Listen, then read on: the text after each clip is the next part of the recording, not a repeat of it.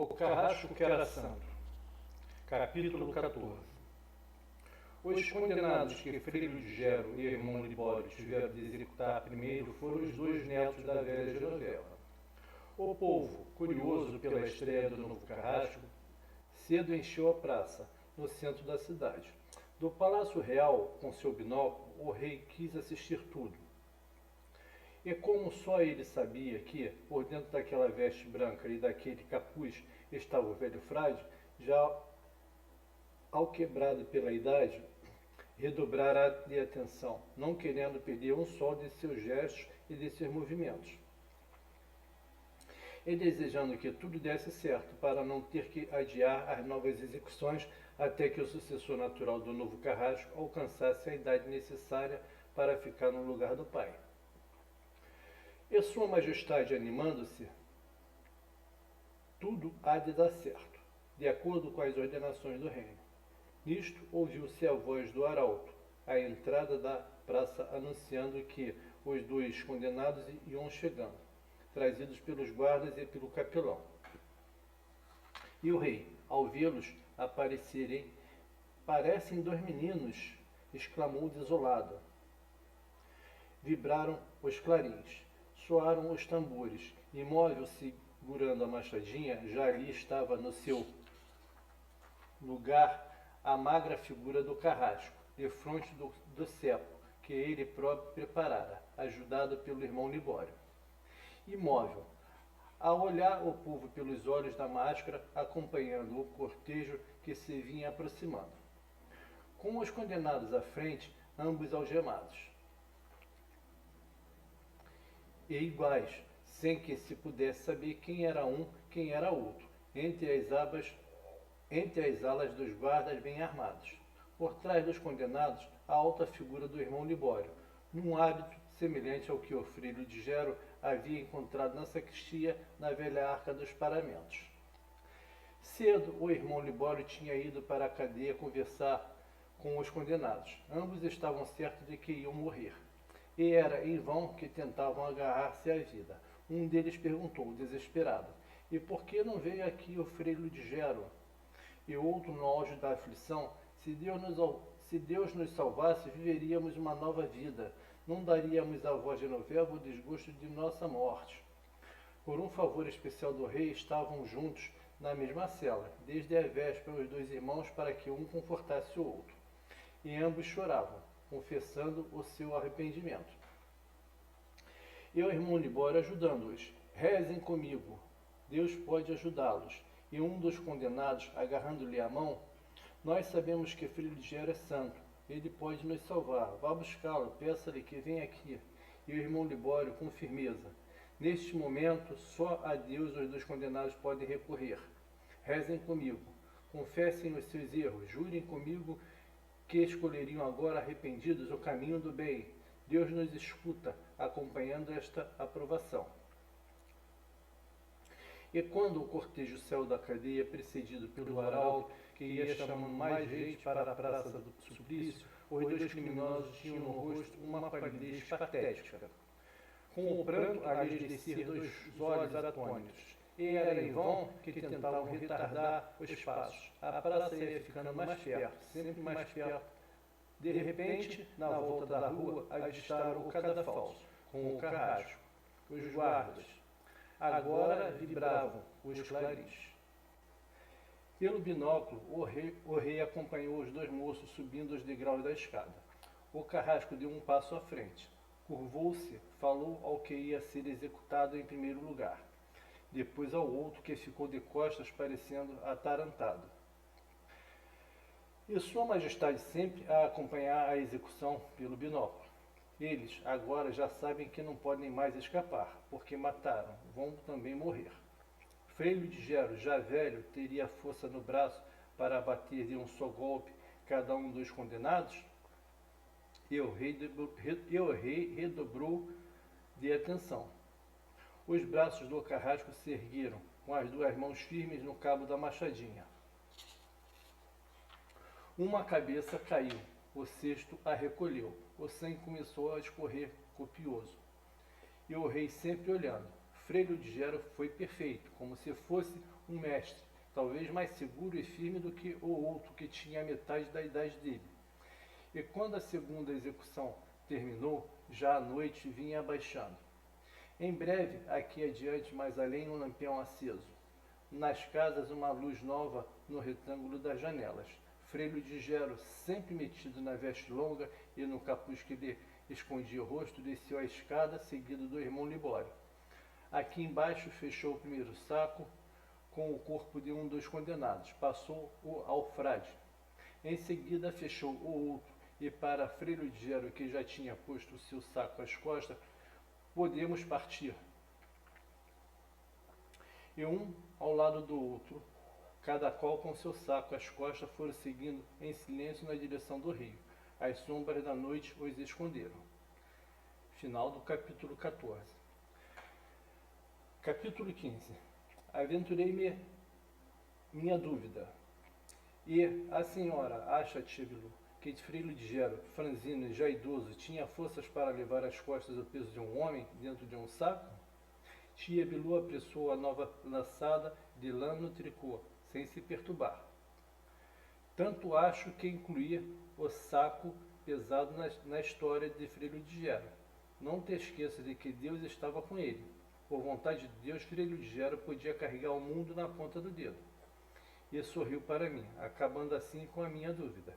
Adiante, à espera do frade e do irmão Libório, estava uma caleça com seu cavalinho. Porque o frade tinha agora uma caleça nova e um cavalinho à sua disposição. E eu, como se quisesse duvidar mais uma vez, falei: a caleça e o cavalinho faziam parte da mordomia do carrasco. Exatamente, confirmou tia Bilu. E ela continuando: os dois corpos nos dois grandes sacos foram postos na caleça com o Libório na boleia, manobrando a rédea, enquanto Frei Ludgero, na parte traseira, com os dois sacos, ia rezando seu rosário até que a caleça desapareceu mais adiante, tomando o caminho mais escuro. Impaciente, não contive a pergunta: para onde, tia Bilu? Isso eu só conto no fim da história. Por enquanto, o que te digo é que o frade e o Libório só estavam de volta depois da meia-noite, e ambos vinham felizes e cantando. E a verdade é que o testemunho do povo e do rei, que de longe acompanhava tudo pelo binóculo, os condenados foram sumariamente executados. Em poucos meses só restavam nas celas da cadeia os criminosos comuns, com o alívio natural do carrasco e de seu assistente. O medo da morte havia, em parte, afugentado o crime. E essa paz se prolongou até o dia em que, pelo fim da tarde, apareceu na igreja para falar em segredo ao Frei Ludgero, o diretor da cadeia, acentuando em voz baixa, preocupado: é coisa muito séria e muito reservada. E já na sacristia, depois que o frade passou a chave na porta, com duas voltas na fechadura, falou: lembra-se dos dois gêmeos que o senhor executou, Frei Ludgero? E o frade calmo: claro que me lembro. Foi com eles que comecei a trabalhar como carrasco. E por sinal que a avó deles ainda vive e sempre me manda uma galinha ou um capão para meu almoço, aos domingos. E o diretor, depois de olhar para os lados, imagine que os dois, não se sabe como, reapareceram aqui, vivos e com boa saúde, para visitar exatamente a avó. E o Frei Ludgero, como intrigado: o que está me dizendo, meu bom amigo? Reapareceram? Será possível? É verdade, Frei Ludgero, reapareceram e foram vistos. Chegaram à boca da noite, partindo de madrugada antes do novo dia raiar. E foram vistos, repetiu, assim como eu estou vendo o Senhor. Quem os viu levou a notícia ao rei. O rei exaltou-se e só encontrou uma explicação: que fez o papel de bobo, enganado pelo senhor e pelo irmão Libório. O frade entrelaçou as mãos com os cotovelos fincados no mármore da mesa, rodando os polegares, sem deixar transparecer que seu coração, naquele exato instante, havia disparado, batendo tão forte que ele sentia a pulsação à altura das têmporas. Mas mesmo assim, manteve-se calmo, sempre a rodar os dedos. Por fim, em voz tranquila, perguntou ao diretor: "E que é que o meu bom amigo, com a sua experiência, me aconselha a fazer? Se é que posso fazer alguma coisa?" E o diretor, em tom de alarme, falou: "Fuja daqui imediatamente. Ainda hoje, Freio de Gero, e levando o irmão Libório. Se não fugirem, serão presos. Talvez ainda hoje. Sei disso, de muito boa fonte. Não percam tempo. Eu vou embora porque não quero ser visto com o senhor. Fujam. Agora, boa viagem."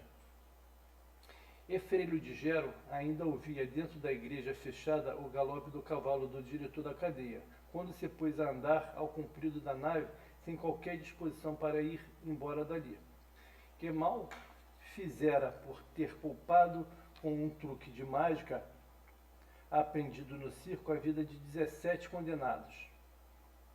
A verdade é que nenhum deles, depois de ter a certeza da morte imediata, com a cabeça sobre o cepo, à espera do golpe firme da machadinha, havia praticado outro crime.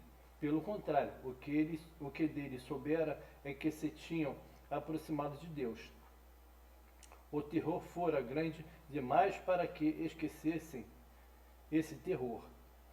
E a lembrança terrível os mantivera no caminho do bem, sobretudo depois de saberem como ele, filho de Gero, os havia salvado.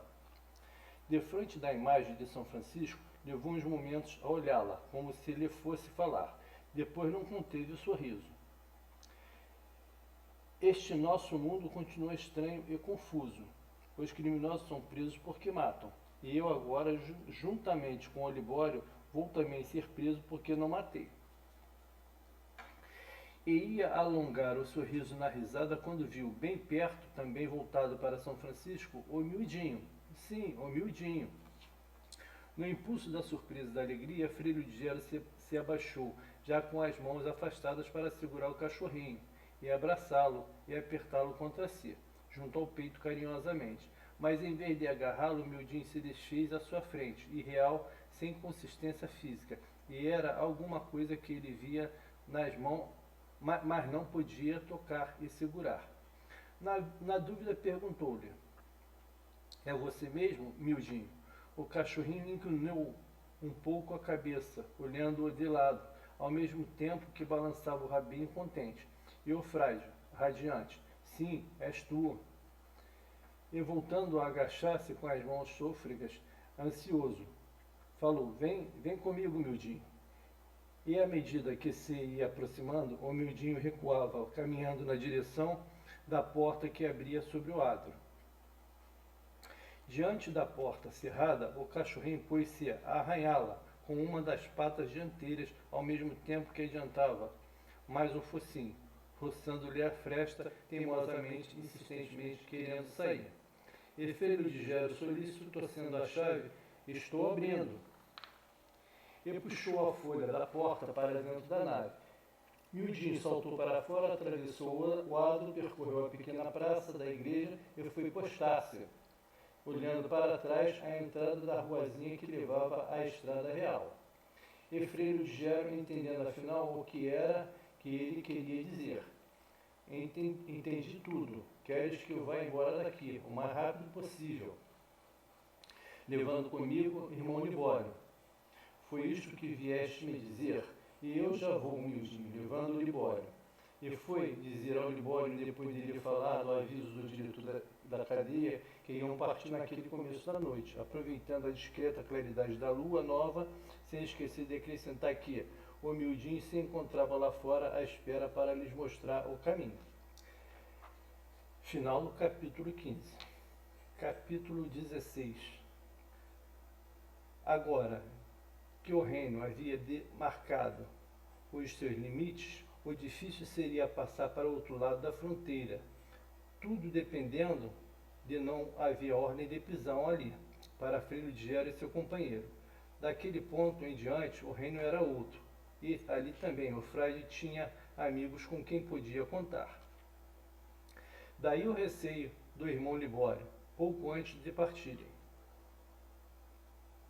Se já houver a ordem, vão nos agarrar e prender. Só há um meio de escapar, Frei Ligeiro, é que não nos reconheçam. Para isso, deixei-me que lhe sugira meter-se na velha roupa do circo com que chegou à igreja, trazido pelo miudinho. Mas Frei Ligeiro reagiu à proposta. Não, senhor, este hábito eu não mudo. Se eu tiver de ser preso, serei preso com ele. Quem sabe de mim é Deus. Libório, insistindo em ser prudente, falou: nesse caso, atravessamos o rio na balsa, longe da saída da fronteira. Assim fizeram os condenados que Frei Ligeiro salvou, e todos eles chegaram sãos e salvos à outra margem do rio. E Frei Ligeiro, calmo, já pronto para a viagem, com o chapéu na cabeça, o cajado na mão e a sacola no ombro. O caminho que vai escolher é o miudinho, que está lá fora nos esperando. Por onde ele for, nós vamos, foi Deus que o mandou. Sabendo que a fronteira era longe, o irmão Libório perguntou: por que não vamos na calheça, ao trote do cavalo? A calheça está aí e o cavalo também, e eu vou guiando, assim chegamos mais depressa, e o miudinho vem conosco na boleia. E Frei Ligeiro, firme, falou: não, isso não. Assim seríamos nós que escolheríamos o caminho. E o caminho que escolhe é o miudinho. Por onde ele for, vamos também. E ao saírem, já com o arco de luz da lua nova por cima das árvores, o miudinho que se havia deitado no chão prontamente se levantou, mexeu o rabinho e foi andando pela ruazinha de terra batida que levava à estrada real. Na estrada real, longa e infinita, com árvores de um lado, árvores de outro, e uma outra casa com seu telheiro e sua varanda, bois pastando na relva, havia tanto passarinho cantando e tanta borboleta voando que a caminhada, embora fosse uma fuga, mais parecia um passeio. Quando tinha de parar para descansar, aproveitando uma sombra fresca, quem parava primeiro era o cachorro, enquanto o frade e o Libório comiam a galinha assada e bebiam água pura. O miudinho nada comia, nada bebia, e foi em vão que Frei Ligeiro várias vezes o chamou, insistindo em alimentá-lo. O Libório interveio. Agora sou eu que digo. O miudinho, se não come, se não bebe, é porque não precisa comer nem beber. E para o cachorro, que descansava mais adiante, como se seu mundo não fosse o nosso. Tenho razão ou não tenho, miudinho? Miudinho balançou o rabinho como se dissesse que era isso mesmo. Ao fim de 3 dias de caminhada, sem cansaço, sem chuva, sem sol forte, com o vento correndo pela estrada, sempre com os passarinhos cantando e as borboletas voando, durante o dia, o irmão Libório avistou, longe, o portão que dava entrada e saída da fronteira, com guardas embalados de um lado e do outro, na vigilância constante de quem chegava e de quem partia. Estava perto, assim, um momento decisivo. Já teria chegado ali a ordem para prendê-los, e o irmão Libório voltou a propor ao frade: troque o hábito pela velha roupa do circo. Eu a trouxe comigo, Frei Ligeiro. Não seja teimoso. Paramos aqui mesmo e ali adiante, por trás da moita, meu bom amigo, faz a troca. Sairá dali outra pessoa. Eu faço o mesmo. Passe-me o seu cajado. Agora quem vai com ele sou eu. Mas o frade nem respondeu. Era como se não tivesse ouvido. E o Libório, em tom suplicante, falou: faça o que eu estou pedindo, Frei Ligeiro. E o frade com firmeza: prefiro ser preso e suportar com serenidade toda a cólera do rei, a tirar este hábito que Deus pôs no meu corpo. E continuou a seguir o miudinho, que prosseguia caminhando tranquilo no mesmo passo, de cabecinha um pouco levantada, as orelhas caídas, o rabinho feliz. Já se ouviam as vozes dos guardas, quando o imenso portão de ferro abria ou fechava. Escutava-se perfeitamente o seu áspero ruído, com as pessoas que entravam, com as pessoas que saíam. E Frei Ligeiro contente: veja, Libório, a tranquilidade do miudinho, Vai seguro no mesmo passo, em linha reta, sabe que está cumprindo uma ordem de Deus. E nisto, com a aproximação do cachorro, o portão se abriu por completo, dando-lhe passagem. Logo depois passou o irmão Libório. Por fim, passou o Frei Ludgero, sem que os guardas perguntassem quem eram e onde iam. Do outro lado, já no reino vizinho, Miudinho não parou. Foi seguindo como se puxasse um cortejo. Atrás o Ludgero e o Libório. Sobre eles o céu sem nuvens e o ruído natural de uma nova cidade. Com casas altas, ruas largas, outro povo. Tudo diferente, outros pássaros cantando.